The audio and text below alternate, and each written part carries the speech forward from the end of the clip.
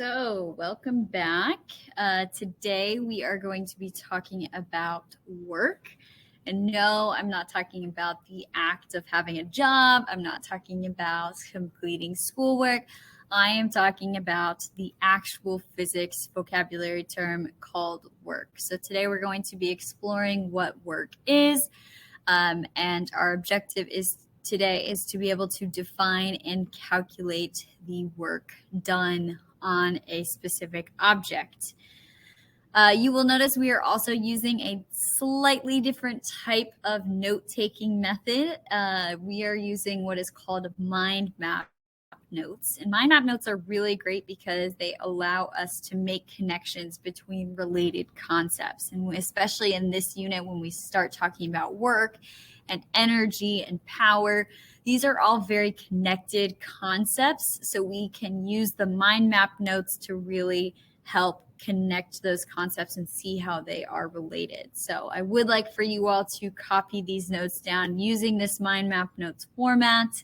But please make sure you are still including the topic, the objective, and the essential question at the top of all of your notes. So our essential question for today that you all should try to answer in your own summary. Make sure you are writing your summary as 1 to 2 sentence statement in your own words, answering this essential question.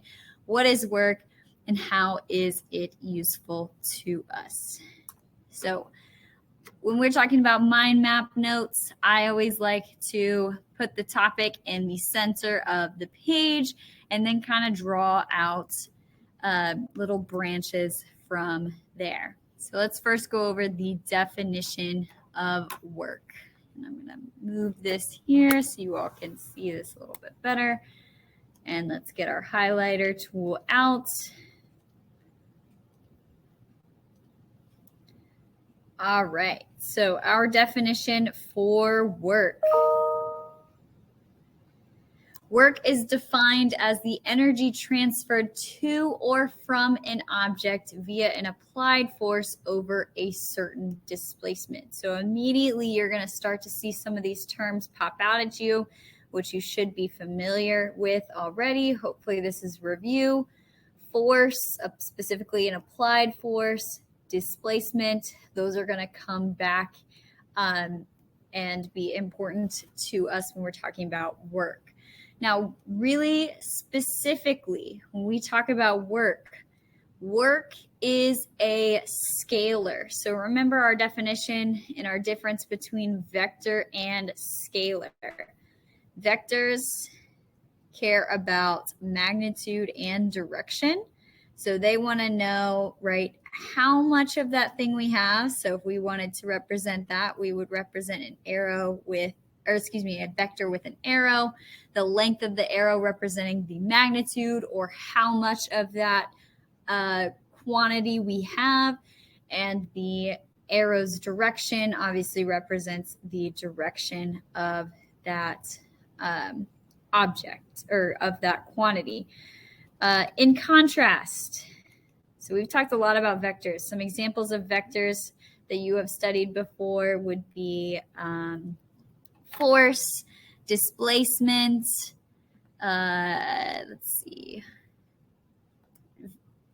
velocity, acceleration, and so on. So this time when we talk about work, work is actually a scalar. So we've got work meaning that we only care about the amount of work we have. We don't care about what direction that work is done in as much. All right. With that said, the value of work does matter because work is being calculated using two vectors. So if we have a positive work, right, that means the force and the displacement of the object are in the same direction. So we've got force, and I'll label that with an F for force, and displacement are in the same direction. If we have negative work, it means they are in opposite directions. So we might have a force acting on an object to the right, but the displacement is actually in the opposite direction. All right, so those are examples of how we could achieve a negative or positive work.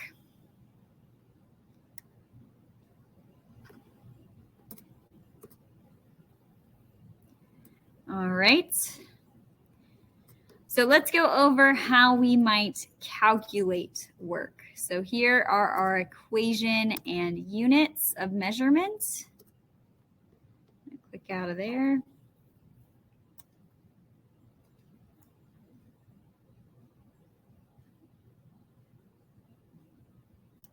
So how we might calculate it, work. Work is force times displacement. So if we want to calculate the work done on an object, we would need to multiply the force applied to the object by the displacement.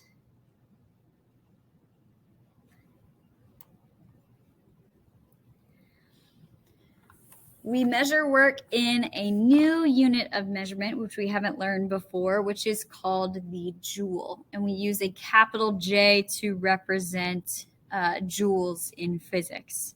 So this is going to be a unit of measurement that comes up quite a bit in this upcoming unit. It is not only used to measure work, it is also used to measure a number of new topics that we will learn coming out soon.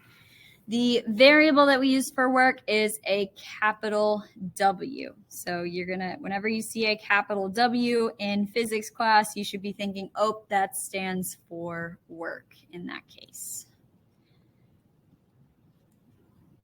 So moving on, we talk about work.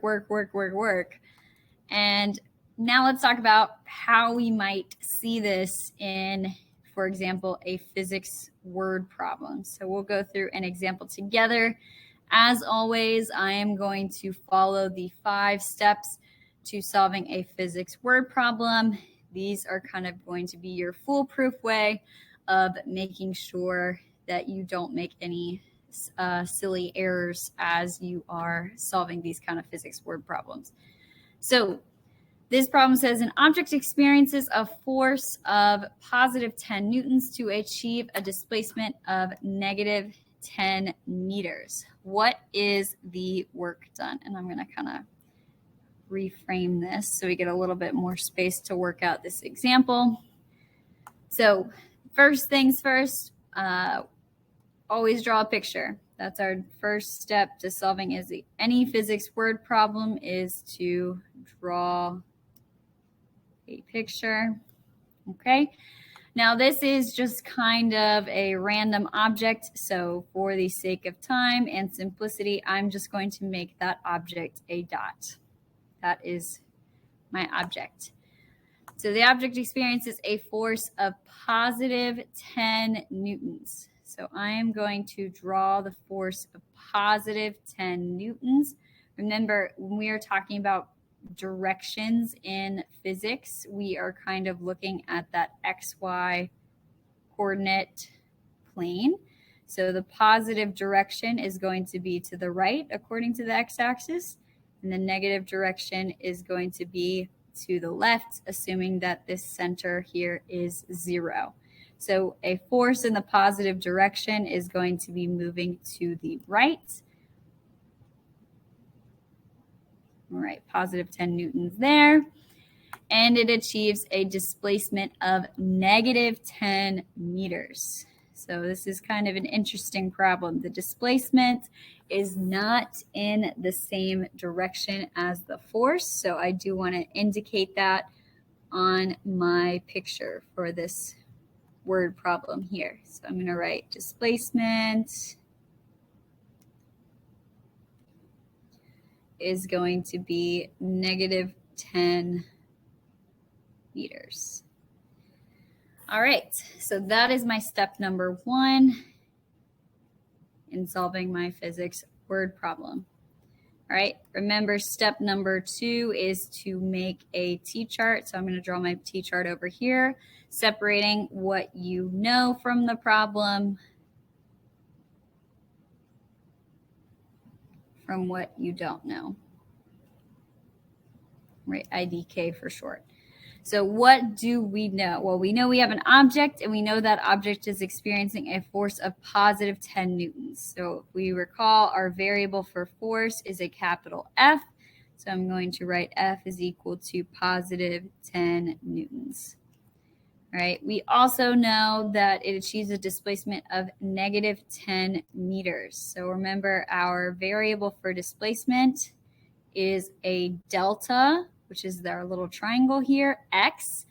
Delta, remember, means change. X means position. And displacement's actual definition is the change in an object's position. So that's how we get that variable for displacement, delta x.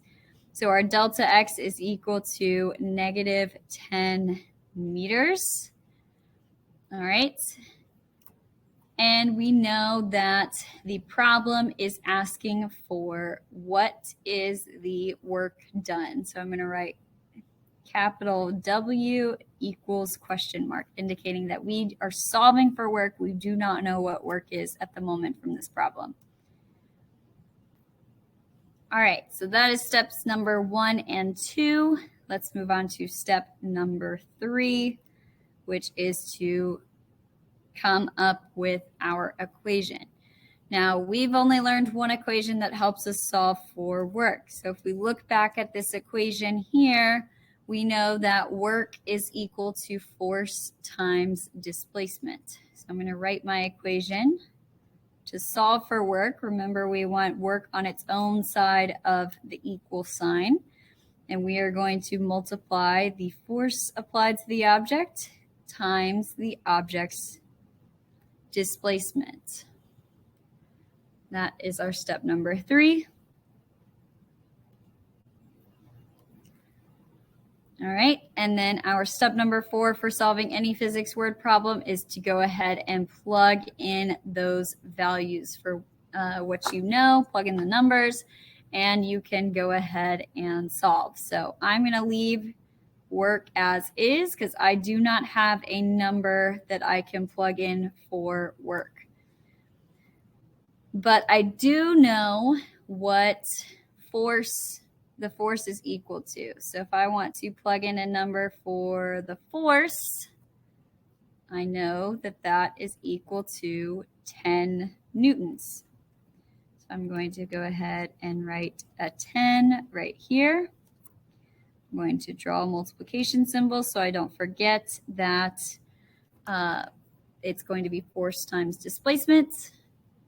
All right, and then another number I know is this displacement, which I'm going to plug in where displacement belongs in this equation here.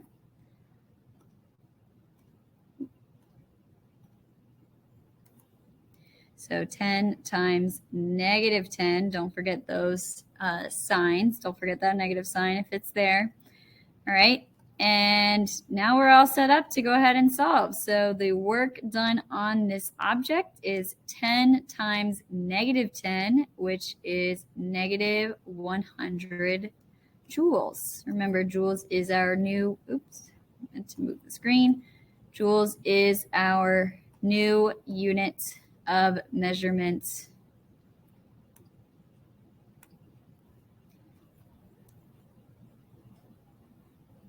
for work. All right. And let me just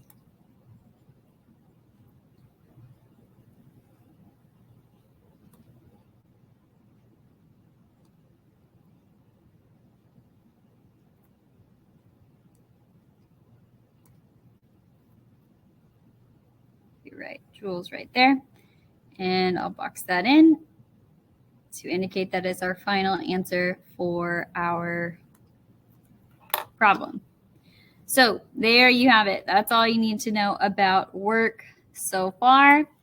Again, please don't forget to write your summary about what you learned in this quick little lecture about work, please do try to answer that essential question as well. I look forward to discussing this more with you in class.